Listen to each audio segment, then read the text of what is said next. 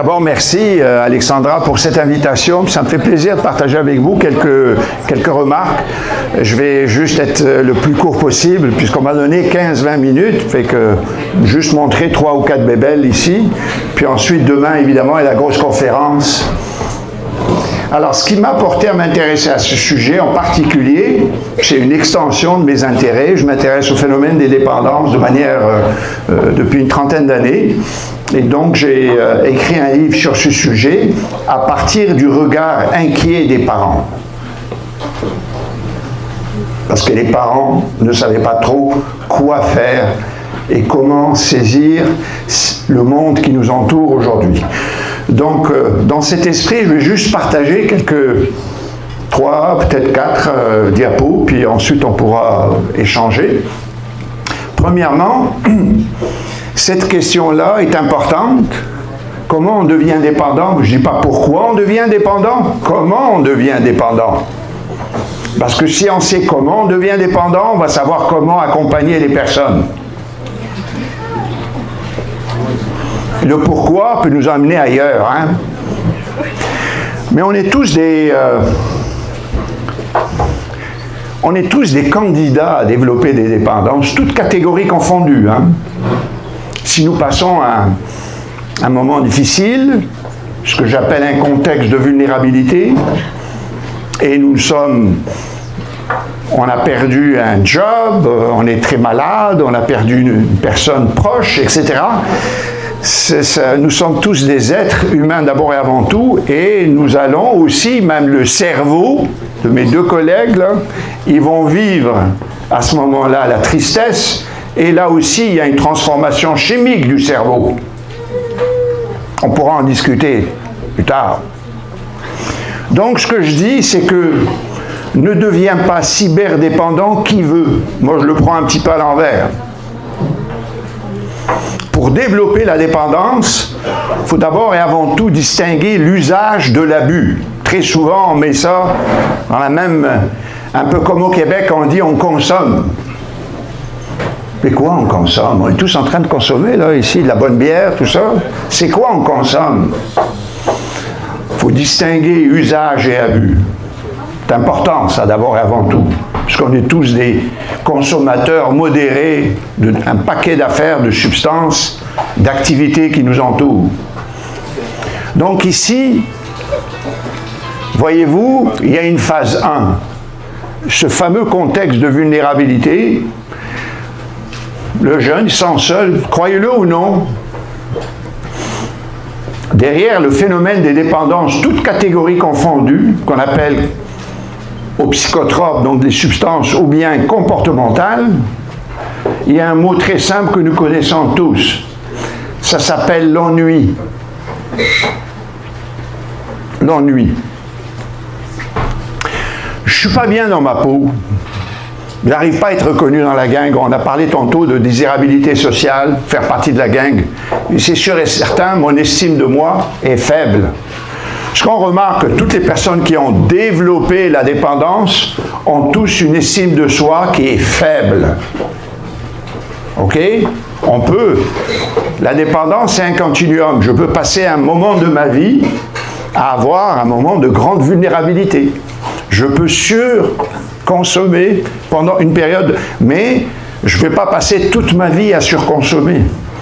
Je vais rencontrer une personne, je suis tombé en amour, puis ma vie elle va changer. Trouver un travail, puis ma vie va changer. Des recherches sont là. On appelle ça natural recovery, mais enfin. Alors, je dis ici, pour développer le problème de dépendance, et dans ce cas-ci en cyberdépendance, le jeune doit se sentir en crise, ça va mal chez eux, ou il s'ennuie, ou il n'est tout simplement pas reconnu parce que l'espace cyber est un outil extraordinaire de validation sociale et il vous donne la tribu. Tout de suite, vous faites partie d'une tribu, mais c'est une tribu virtuelle. Or, dans la vraie vie, on a besoin de nos 5 sens. Le face-à-face qu'on a avec les gens ne peut pas être remplacé par le virtuel. C'est faux, c'est impossible. Impossible. Alors, on est là, on ne se sent pas bien. Qu'est-ce que je fais? Comme disait la chanson, hein? Qu'est-ce que je fais? Qu'est-ce que je fais? Ben, c'est vrai, là. Qu'est-ce que je fais? Évidemment, et là, l'explication peut nous aider, les tendances lourdes, c'est que si j'ai développé des sources multiples de plaisir et de satisfaction dans ma vie, je vais sans doute les utiliser et je vais être un moins bon candidat à développer la dépendance que d'autres. La dépendance, c'est d'abord mettre les œufs dans le même panier. C'est ce qu'on appelle une monomanie, une manie unique dans laquelle on investit tout au détriment de sources de plaisir et de satisfaction et d'intérêt que nous avons dans notre style de vie. Les dépendances, c'est un style de vie. Le mot est important. Alors, je ne suis pas bien, qu'est-ce que je fais? Très souvent, les gens peuvent réagir de manière différente. Il y en a qui vont faire du sport. Hein? Why not? C'est super. D'une façon assez... Il y en a qui vont aller jouer de la guitare s'ils ont développé des trucs. Mais il y en a, ils sont assez mal pris. Ils vont aller s'intoxiquer donc aux substances, mais aussi aux jeux en ligne, à Facebook, à Fortnite. OK, ils vont s'intoxiquer.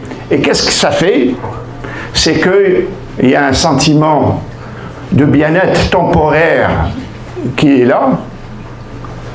Je dis bien temporaire et extérieur à soi. Ce n'est pas quelque chose qui vient de moi. C'est quelque chose qui est extérieur à moi. Les Américains appellent ça le inside out. Quand ça vient de l'intérieur vers l'extérieur, vous avez un meilleur impact sur votre vie que si on nous dit des choses de l'extérieur. Comme les jeunes, là. On dit, ben, t'es pas game, toi. Hein? On dit, fumes-tu un petit joint avec nous, là? Tu es en train de se passer le joint. Mais il y a des jeunes qui sont assez solides sur leur patin. Ils disent, merci, moi je vous aime bien gros comme copain, comme ami, mais moi j'ai de l'asthme. Il va raconter l'histoire, mais il ne va pas embarquer là-dedans. Il est capable, lui, de faire ça. Mais sinon, côté extérieur, ça influence, et ça inter-influence les comportements. Donc, ce qui se passe pour ce jeune homme, ou adulte, ou femme, ou homme, indépendamment de l'âge, on ne se sent pas bien. Le cas de le dire au Québec, avec la glace que nous avons, on se gèle. Hein? Fait qu'après, il y a le dégel, tu sais, le printemps, il est là, pas loin. Fait qu'on se dégèle, sauf qu'on se regarde. Puis là, on dit, ben, ça remplit un peu le bulle, mais c'est la même chose, hein, avec les substances, c'est exactement là.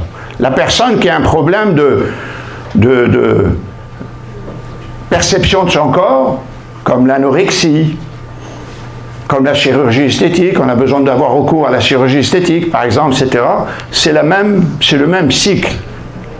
On essaie de remplir un mal-être ici, un vide. On remplit un vide.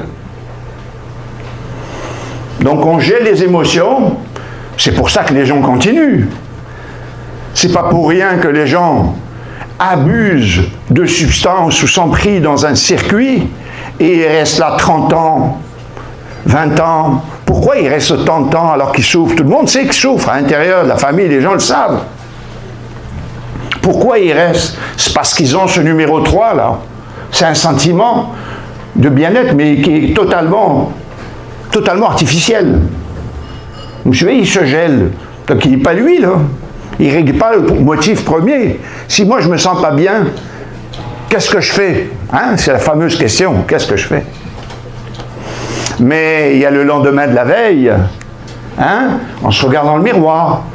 Et je devais faire un travail et devoir à l'école. J'ai passé 15 heures à être sur toutes sortes de jeux où j'ai dépensé beaucoup trop d'argent au casino, j'ai bu trop, je me retrouve avec quelqu'un dans le lit que je ne connais pas trop, le lendemain. Et là, évidemment, le circuit reprend. L'estime de soi est faible, on ne s'aime pas trop en se regardant parce que... Et hop, et ça continue, et hop, ça peut durer ad vitam aeternam. Évidemment, on souhaite à personne d'être là-dedans trop longtemps. Mais évidemment, les gens n'appellent pas quand ils sont aux 3, là. Ils sont bien, eux, là. Ils appellent ici quand il y a la crise. Hein? C'est là où il y a les demandes. C'est là où on a l'opportunité de briser ce cycle. Je l'ai bien m'aider, Alexandra. Qu'est-ce qu'il y a? C'est quel numéro, j'avais dit? 55. On peut aller un peu plus. Ah, voilà. Comme je suis clinicien aussi, donc vous voulez quand même juste faire part de quelques repères. La perte de la notion du temps, en ce qui nous concerne, de ce qui est cyber-addiction, est un critère important à considérer. Quand les gens disent, hein, j'ai pensé faire ça 20 minutes, ça fait 3 heures qu'il est là, il a bien beau me dire qu'il est en train de faire un devoir sur la cyberaddiction à l'école, et ça fait 3 heures qu'il est là, point à la ligne. Les sentiments de colère, conflit, lorsque c'est pas disponible, on a un problème, le fameux fear of missing out, enfin la nomophobie, c'est-à-dire que quand on n'a pas avec nous le fameux téléphone intelligent ou l'accès Internet, les gens peuvent se sentir vraiment en colère. Et puis, je vous raconte pas de blague, là. Vous pouvez voir des paquets de vidéos où l'enfant, il veut tuer sa mère, là, tellement. D'ailleurs, il y a eu des cas comme ça. C'est évidemment des faits divers, il ne faut pas généraliser, mais ça existe. Et comme avec les substances, on a ce qu'on appelle la tolérance croissante, c'est-à-dire le plus que vous en prenez, le plus qu'il vous en faut. Le corps aussi développe ce qu'on appelle la tolérance croissante, comme avec la bière, comme avec n'importe quoi. On est quoi, mardi aujourd'hui? J'ai pris une bière mardi, ça va me faire un effet X. Si je veux avoir le même effet mercredi, jeudi, il faut que j'en boive un petit peu plus qu'une bière pour retrouver le même effet, parce que le corps développe ce qu'on appelle la tolérance croissante. Eh bien, je vais augmenter mon lien là, ici. Évidemment, un point qui est important, c'est les effets, évidemment, tout cet isolement social, les mensonges dans lesquels les gens, la fatigue, tout ça. Évidemment, vous allez trouver ça peut-être drôle, mais la Grande-Bretagne a instauré, il y a quelques mois, un ministère nouveau qui s'appelle le ministère de la solitude. On se dit, mais c'est pas sérieux, ça que ça veut dire, un ministère de la solitude. Ben, le ministère de la solitude, c'est parce que on remarque que 9 millions de British n'ont pas été en contact avec aucune personne face à face, n'ont pas été touchés, il n'y a pas de contact là. Hein? Et puis, c'est terrible parce que ces mêmes personnes, à leur tour, vont coûter au système de santé une tonne d'argent parce que cette solitude, elle tue. Donc, moi je trouve ça formidable que les gens soient courageux politiquement et de faire ce type de... donc je ne sais pas quel numéro j'avais mis là-bas, soixantaine, c'est ce que je mets 3 ou 4 là, puis voilà. Ouais.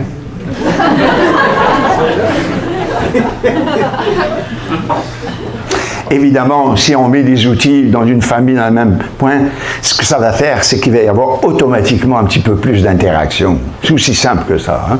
Je veux dire, au lieu de chercher des choses compliquées, trouver des choses les plus simples. Hein. Ce qui est intéressant, c'est quand on joue de manière spontanée avec les jeunes ou les gens qui nous entourent, on partage beaucoup les émotions. Et quand on partage les émotions, on les connaît un petit peu mieux, les personnes autour de nous. Et les gens ne changent pas parce que c'est logique et parce que c'est rationnel. Hein? Regardez tous les gens qui fument encore la cigarette. Je comprends, c'est pas facile, mais ils savent très bien que c'est pas bon pour leur santé. Ils le savent, on n'a pas besoin de les convaincre, ils savent. Pourquoi ça marche pas? Parce qu'on n'a pas été assez brassé le champ des émotions. Quelle place occupe la cigarette dans ma vie, moi? Quelle fonction occupe-t-elle dans mon style de vie? Qu'est-ce que je gagne? C'est quoi les avantages, les inconvénients? Croyez-moi que si jamais on vous dit « je vous retire l'enfant parce que vous fumez du pot ou si la cigarette, parce que c'est quand même, pour reprendre pour reprendre les devises de la protection de la jeunesse, ça compromet le développement de l'enfant. Donc c'est l'article 38, etc. Si je vous dis que je vous retire l'enfant ou bien vous arrêtez de fumer, croyez-moi, 99% des gens vont arrêter de fumer. Pourquoi? Parce que l'enfant est bien plus important. Parce que les émotions attachées, l'amour et l'affect qu'il y a sont beaucoup plus importants. Donc même si c'est la substance la plus grave, croyez-le ou non, il y a 45 000 personnes qui meurent de tabac tous les ans au Canada. C'est pas le pot, c'est pas l'héroïne, c'est pas la cocaïne, c'est pas le crack, tout ça, rien.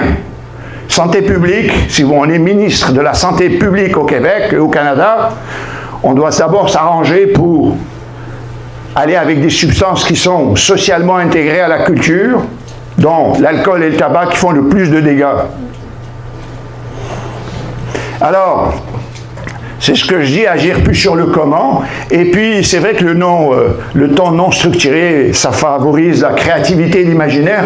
On peut revenir là-dessus, parce que sans imaginaire, on n'a pas de résilience, vous me suivez? Et avec les écrans, on anesthésie, je répète, on anesthésie la créativité et l'imaginaire des enfants et des adultes.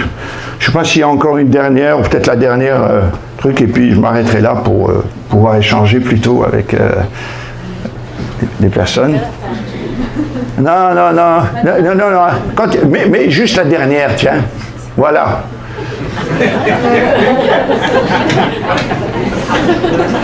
J'aime beaucoup cette phrase-là. Hein? Oui. On gagne pas mal plus en amplifiant les compétences au lieu de s'acharner à faire disparaître les défauts des gens. Hein? Puis se dire, voilà, tu sais, il faut qu'ils changent comme ça. Mais ça ne marchera pas comme ça. Les gens ne changent que si on est considéré, puis on a un statut, on a de la dignité. Et puis les gens changent et nous démontrent les forces cachées, extraordinaires que les personnes ont, chacun de nous ici. Si on posait plus les questions, parle-moi de ce qui va bien chez toi, déjà on aurait une autre perspective. On irait pas mal plus chercher ce qu'on appelle les facteurs de protection plutôt que les facteurs de risque. Merci.